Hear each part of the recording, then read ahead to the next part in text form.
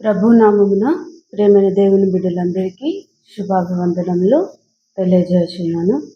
మరొక మారు దేవుడు గొప్ప తరుణమును మనందరము కలిసి దేవుని వాక్యము వినుటకు ఆయన అనుగ్రహించినటువంటి గొప్ప కృపను బట్టి ఆయనకు ఎంతగానో స్తోత్రములు చెల్లించుచున్నాను. మనము ప్రార్థనలోనికి ప్రవేశిద్దాం. తర్వాత యథావిధిగా వాక్యమును ధ్యానించుకుందాం. ప్రియ పరలోకమందున్న ప్రేమ కలిగిన కృప కలిగిన మా దేవ, అత్యున్నతమైనటువంటి సింహాసనం మీద ఆసీనుడైన తండ్రి, నీకు ఎంతగానో స్తోత్రములు చెల్లించుచున్నాను. ప్రభువా, గడిచిన కాల సమయం అంతయు మీ రెక్కల చొప్పున భద్రపరిచిన విధానం బట్టి, కాపాడిన విధానం బట్టి నీకు స్తోత్రములు చెల్లించుచున్నాను. వాక్యం వింటున్నటువంటి నీ బిడ్డలందరినీ దీవించండి.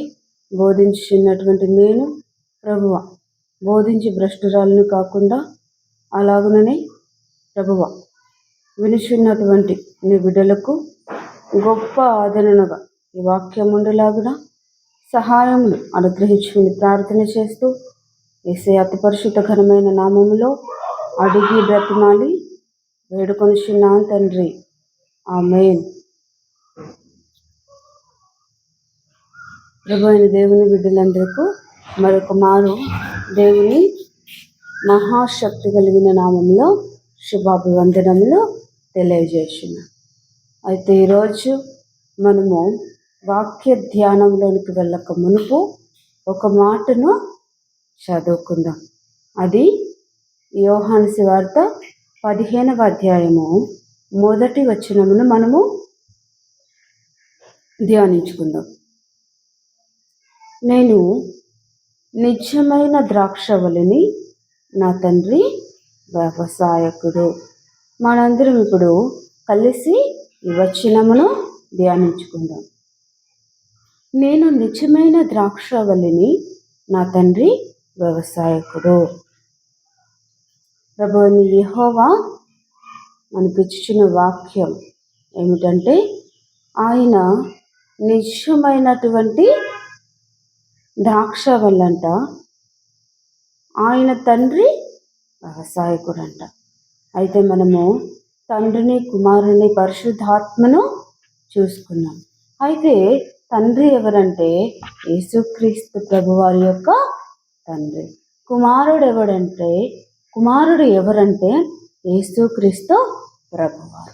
అలాగుననే పరిశుద్ధాత్మ ఏమిటంటే, మనము ఈ లోకములో దేవుని కొరకు బ్రతుకుటకు, ఆయన క్రియలను నెరవేర్చుటకు, నీతిగాను న్యాయముగాను అపవాదికి సంబంధించినటువంటి క్రియలను మనము అనుసరించకుండా మనలో ఉన్నటువంటి ఆ గొప్ప మంచితనము కలిగినటువంటి ఆత్మయే పరిశుద్ధాత్మ.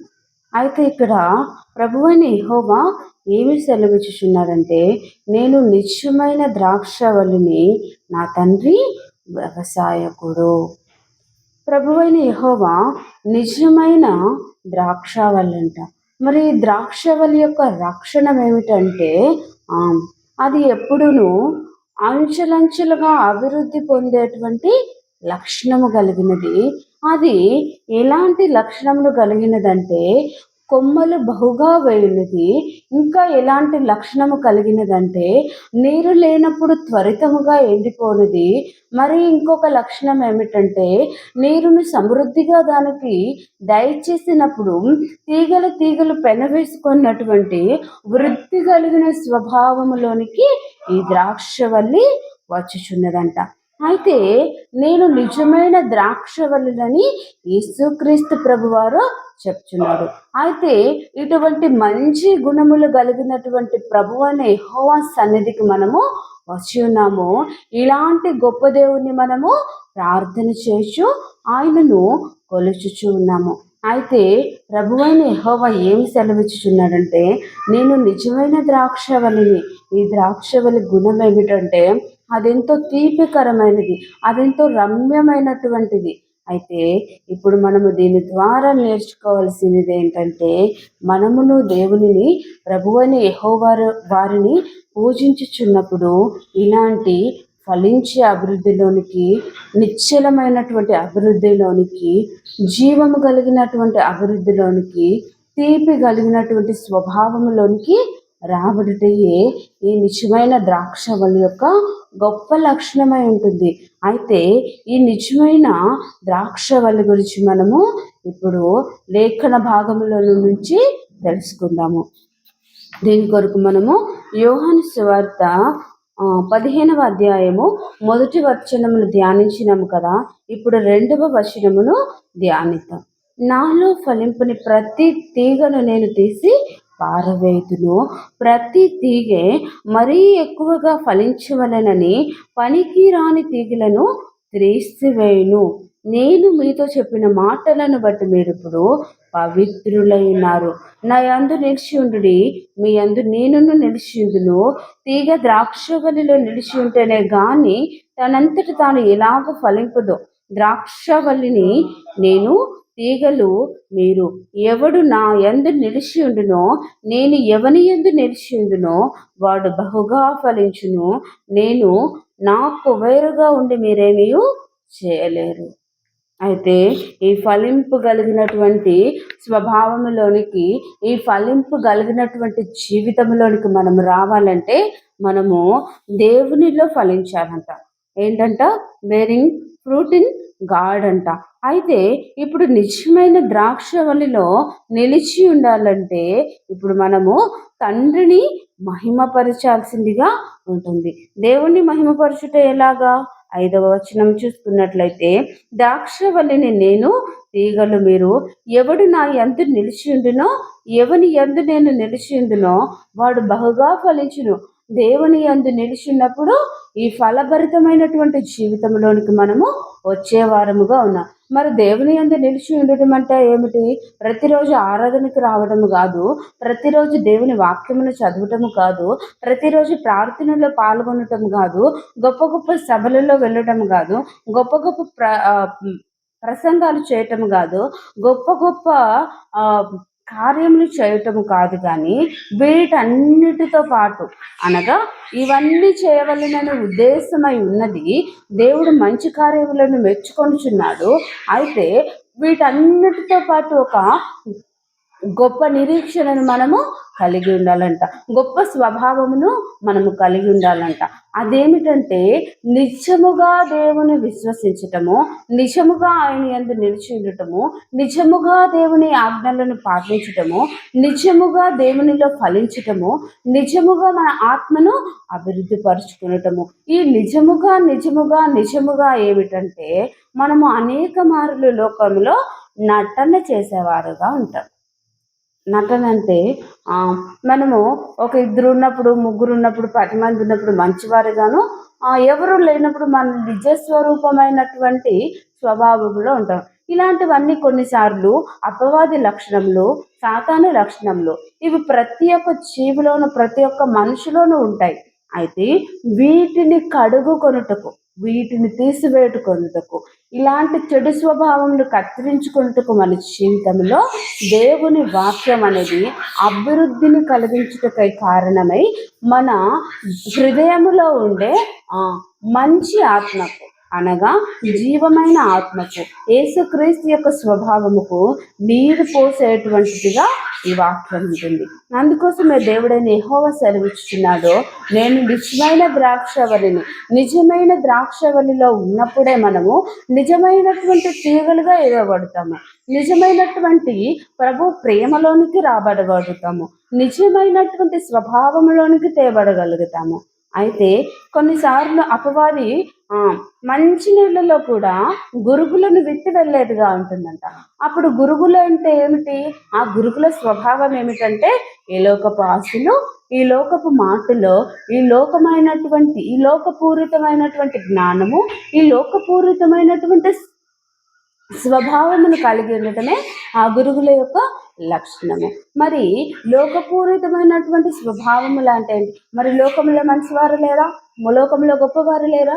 లోకంలో లోకంలో దేవు మనము చేసినటువంటి క్రియల కన్నా ఎక్కువైనటువంటి సత్కార్యములను, ఎక్కువైనటువంటి గొప్ప కార్యములను, అధికమైనటువంటి గొప్ప గొప్ప అంటే మనము కూడా చేయలేనటువంటి, ఒక క్రైస్తవుడు కూడా చేయలేనటువంటి మంచి స్వభావం, మంచి ఈవులను, మంచి ఏమంటారు పేదలకు సహాయం చేసేటువంటి గుణములు కలిగిన వ్యక్తులు చాలా మంది ఉన్నారు ఈ లోకంలో.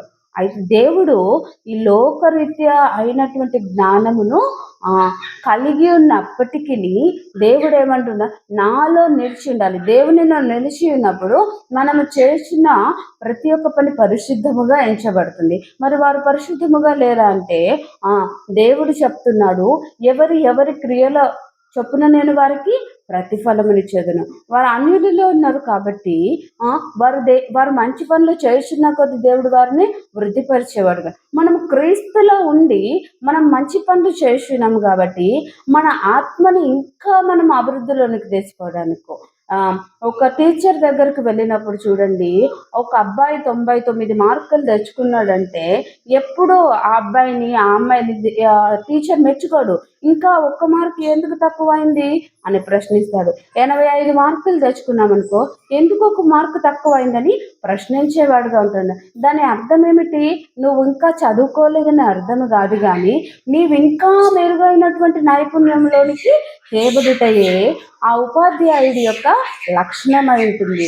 ఒక విద్యార్థిని తాను గొప్ప శక్తివంతమైనటువంటి ఆయుధముగా మలచడానికి, ఆయన తనలో ఉన్న నైపుణ్యమంతా అన్నింటినీ బయటకు తీయడానికి మరి అధికముగా శిక్షించేవాడిగా ఉంటూ ఉన్నాడు. కొన్నిసార్లు మనిషి జీవితంలో కూడా దేవుడు మనం ఎంత మంచివారమై ఉన్నప్పటికీ, ఎంత గొప్పవారమై ఉన్నప్పటికీ దేవునిలో తీగలలో కట్టబడుటకు, నిజమైన ద్రాక్షవల్లి తోటలో నాటబడుటకు, నీ ఆత్మను కొంచెముగా పరిశుద్ధపరుచుకున్నటకు దేవుడు నిన్ను కొన్నిసార్లు కత్తిరించడి వారుగా ఉంటాడు. కొన్నిసార్లు నిన్ను దేవుడు పరీక్షించని వాడుగా ఉంటాడు. అప్పుడు నీవు నిజమైన ద్రాక్షవల్లివా కారు ద్రాక్షవల్లివా అని పరీక్షించినప్పుడు దానిలో నీవు జయము పొందినప్పుడు దేవుడు నిన్ను బట్టి సంతోషించేవాడుగా ఉంటున్నాడు. కాబట్టి మన స్వభావము నిజమైనటువంటి ద్రాక్షవల్లి వల్లే ఉండాలని దేవుడు కోరుకున్నాడు. నిజమైన ద్రాక్షవల్లి లక్షణం ఏమిటి?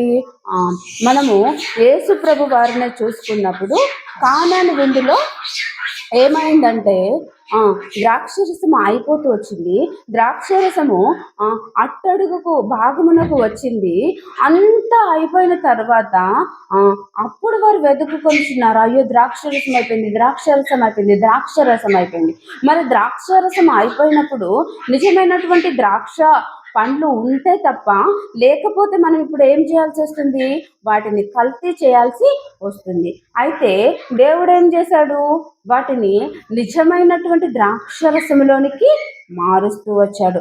అలాగనే మన జీవితంలో మనము ప్రభు వారి యొక్క ఆత్మను అనగా దేవుడిచ్చేటువంటి నిత్య శక్తిని, వాక్యమును మనము హృదయమునకు వెలుగుగా ఉంచుకున్నప్పుడు, ఆయన మాటలలో దినదినము నడుచుకునిచున్నప్పుడు, ఆయన మాటలను దినదినము గుర్తు చేసుకున్నప్పుడు, ఆయన మాటలను దినదినము మనము మన హృదయములకు అంటు పెట్టుకొని ఉన్నప్పుడు, మన హృదయములలో దేవుని వాక్యము యొక్క జీవధార ప్రవహించి మన హృదయములను నిజమైనటువంటి స్వభావంలోనికి తీసుకొచ్చేదిగా ఉంటుంది. కాబట్టి మన హృదయంలో దేవుని ఎదుట నిజమైన స్వభావము గలమిగా ఉండాలి. మనము దేవునిలో నిలిచి ఉంటున్నాం కాబట్టి దేవుని యొక్క క్రియలలోనికి పొందుపరచబడటము దేవుడికి ఎంతో ఇష్టమంట. కాబట్టి నిజమైన ద్రాక్షవల్లిని నేను, నా యందు అంటుకట్టబడిన వాడు నాకు వేరుగా ఉన్నాడు, నేను వారిని వేరు చెత్తలో పారవేయుదునని చెప్తున్నాడు. కాబట్టి దేవుని యొక్క నిజమైన స్వభావంలోనికి రావాలంటే మనము దేవునిని దినదినము మహిమపరుస్తూ దేవుని స్వభావమును నిజముగా కలిగిన వారమై ఉండాలి.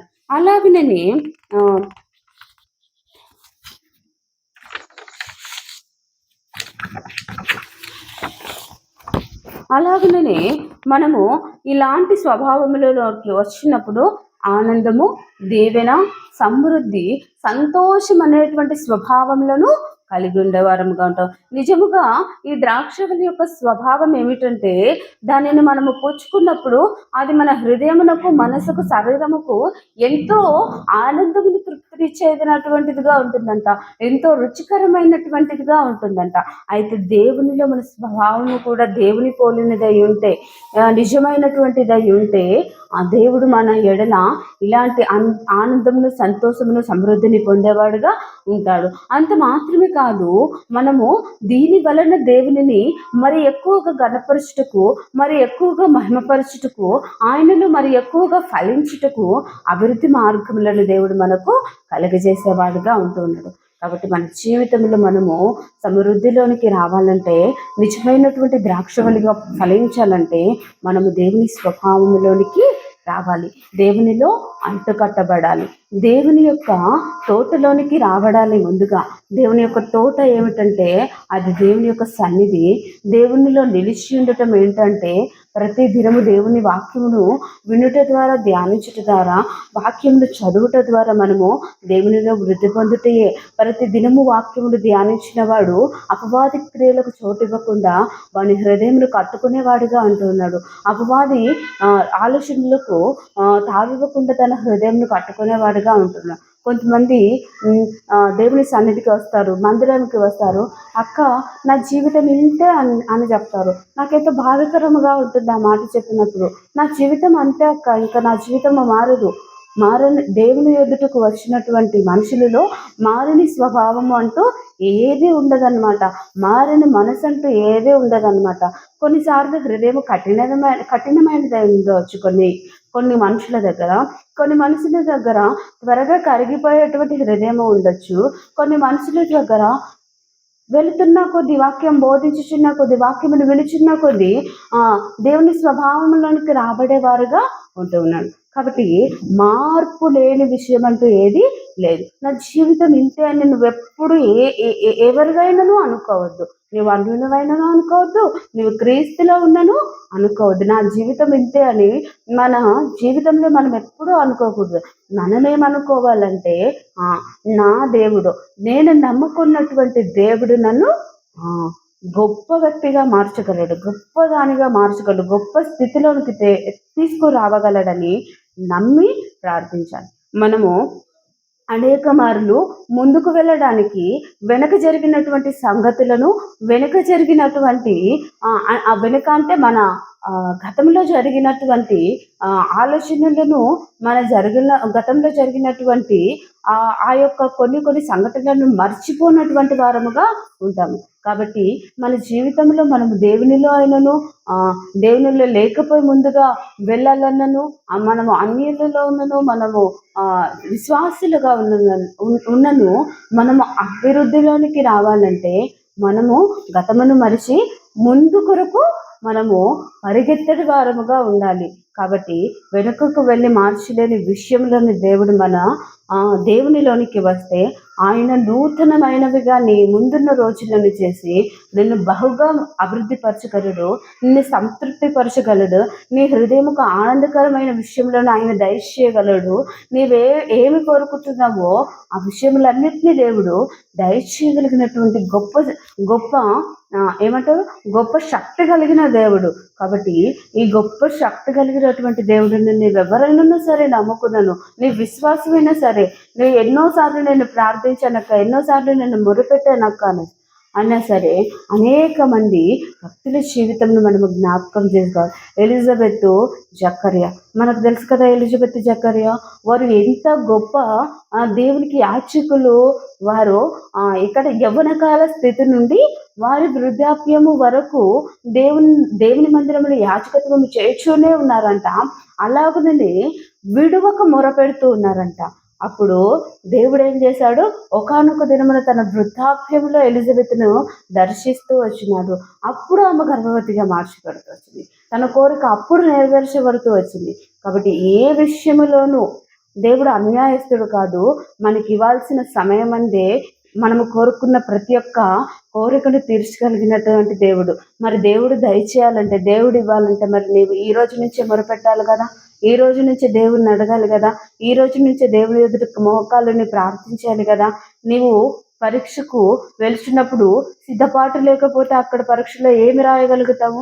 ముందుగా నీ ప్రార్థనను దేవుని సన్నిధి ఎదుట సిద్ధపరిచితే కదా ఆ కాలం నాటికి నీకు గొప్ప విషయంలో నీ హృదయంలోను నీ జీవితంలోను సంభవించాలంటే ఆ సరైన సమయం వరకు నువ్వు ప్రార్థనని దేవుని ఎదుట సిద్ధపరిచి ఉంచితే కదా నీ సమయం వచ్చినప్పుడు దేవుడు నిన్ను హెచ్చించగలడు, నిన్ను గొప్పవారిగా చేయగలడు, నిన్ను మహిమపరచగలడు.